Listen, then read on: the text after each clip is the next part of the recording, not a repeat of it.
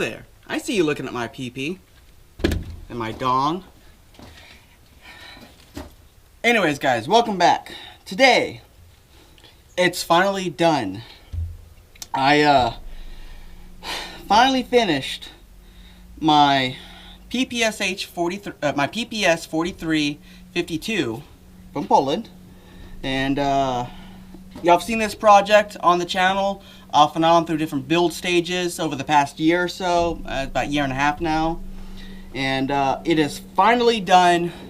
It is finally shooting, and I kept my promise to go with the cursed Call of Duty theme on it. Never fails, airplane. Anyways, let's show it's clear. Mag is empty. It's a little slow on the reset sometimes, but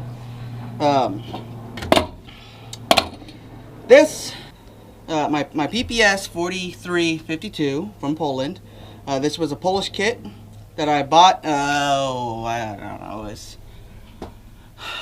It's been a year and a half now. I paid, I think, $125 for it as the chopped kit, and I've spent some time chopping it, welding it, re-welding it, chopping it again, making it fit perfect all I want. And I've realized with this being my very first kit build that it never was going to be perfect. So I decided to embrace the fact that it was never going to be perfect and go with something totally unique, one of a kind, and cursed, you know, just to be something different. I chose a paint job that was going to hide most of the defects at a glance. It's a, you know, 20-footer, you know, from 10-20 feet away. It looks pretty good.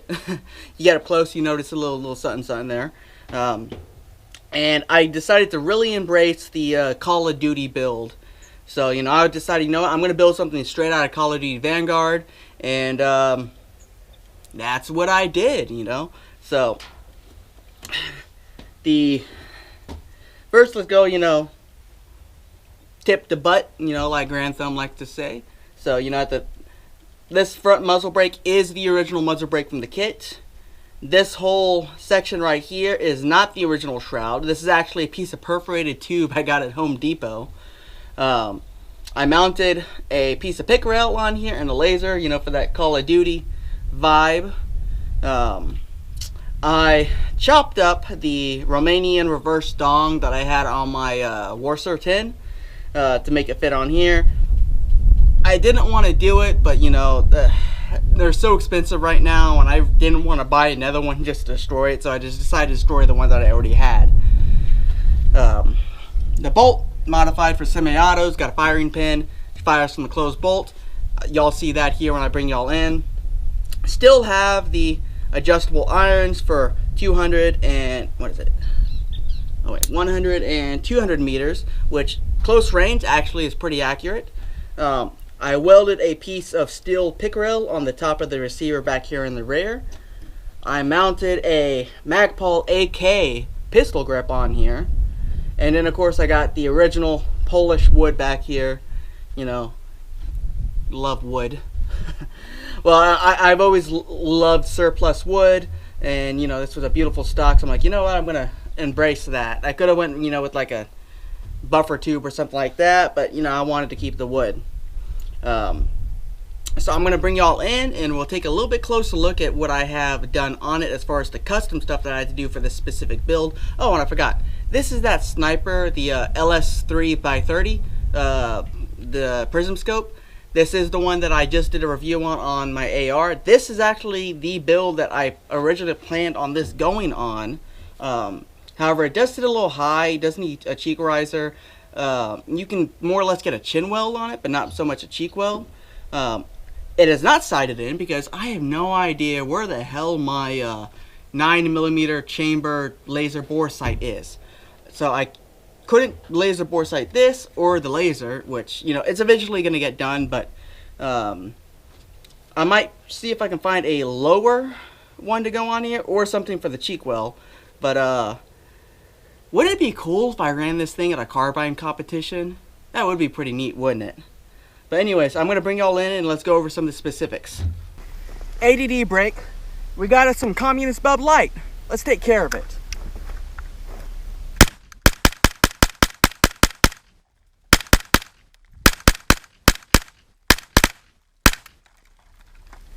Okay, so first off, I want to talk about this paint job. This paint job is actually from Call of Duty, and it's called Coral Snake. So I wanted something that just screamed Call of Duty, but also looked cool to me and was actually possible. So this is the paint job I decided to go with. The paint is all engine enamel, exhaust paint, and a matte clear coat for automobile wheels. So everything is heat and chemical resistant, and mostly scratch resistant. So you know, that's what I did with that. Now the pattern is actually all courtesy of one of my affiliate companies, Freedom Stencils. I am going to be doing a full review on their stencils using this gun as the basis for that review, and I do plan on doing another rifle in a paint job, somewhat similar to this, but you know, actual camo. But Freedom Stencils, awesome company, love the product. It worked really great, you know, far exceeding my expectations, and as you can see, I mean, it just did what it was supposed to do and did it really, really, really good. So I just wanted to talk about that first. So let me move the magazine out of the way. Oh, by the way, I do got a battle pack, but I only painted one mag because, you know, time. So with the PP-43, both versions, either the folding stock or the 52, does break down like that, and it does break in half, almost like an AR, to be honest. Except, you know, your buttstock's attached to it, and you got the upper and the lower. Now, if we look here, this is the fire control group. This is the Indianapolis Ordnance Semi-Auto Fire Control Group. Oh, I gotta tighten those up.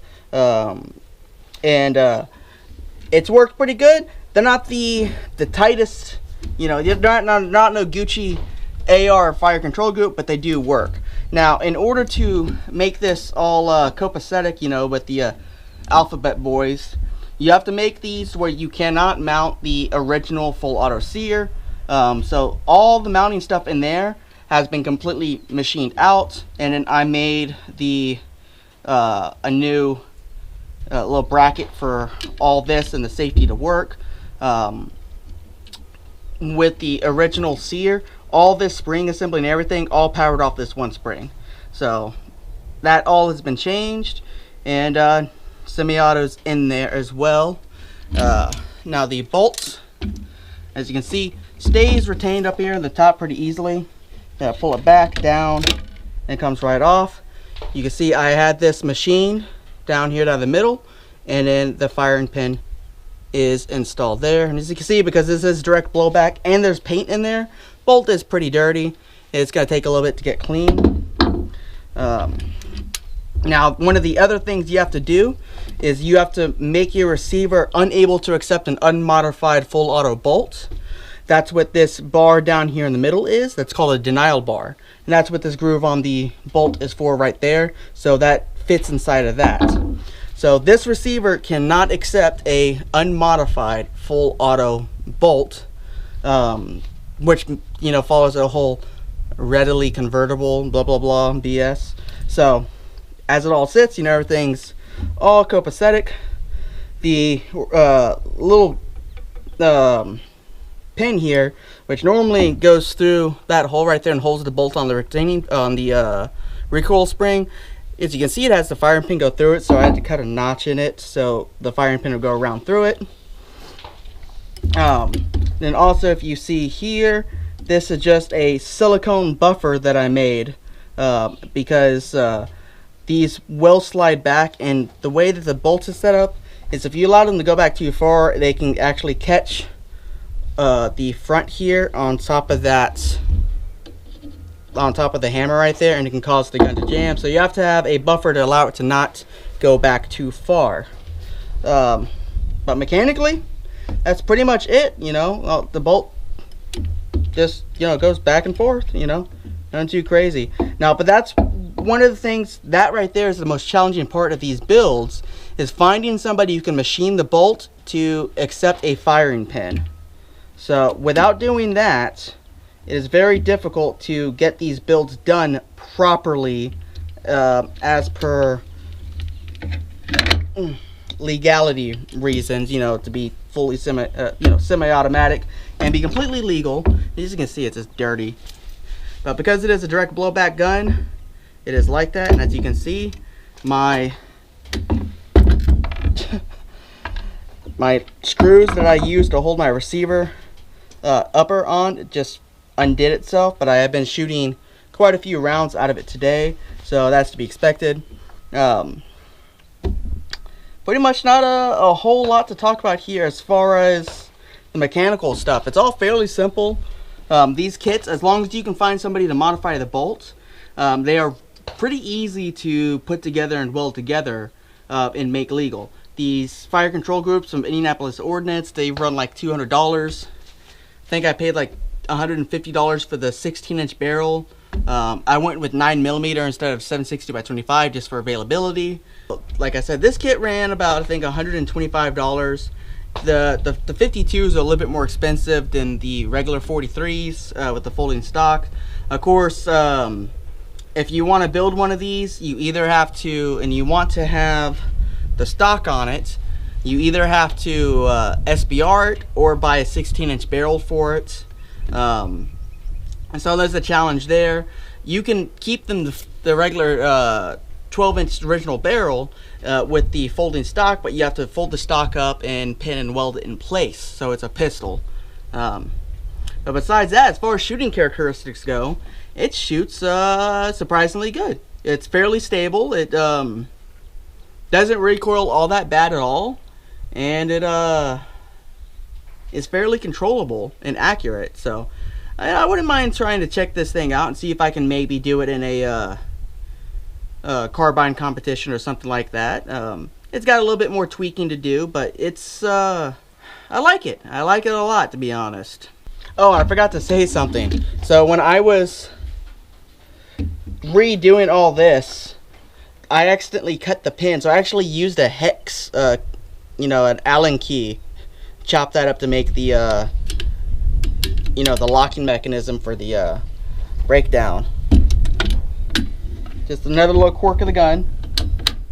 Now, one of the things I did here with the barrel pin is I went ahead and I just used a black oxide alloy hex key, or a hex screw, cap screw, went all the way through and did a locking nut there in the bottom there. And I've seen that done on some other builds. That's more than strong enough. You have to remember, a lot of the recoil is pushing the barrel forward. So, you know, that pins, or that access pin right there is really not under a whole lot of pressure. But anyways, guys, that's it for my Polish PPS-43 the cursed Call of Duty build. Y'all are gonna see it again real soon. And if y'all want to see some more content with it or have any questions, comment down below. Y'all guys have a good one. Check out Freedom Stencils, and I'll see y'all guys next time. Like and subscribe.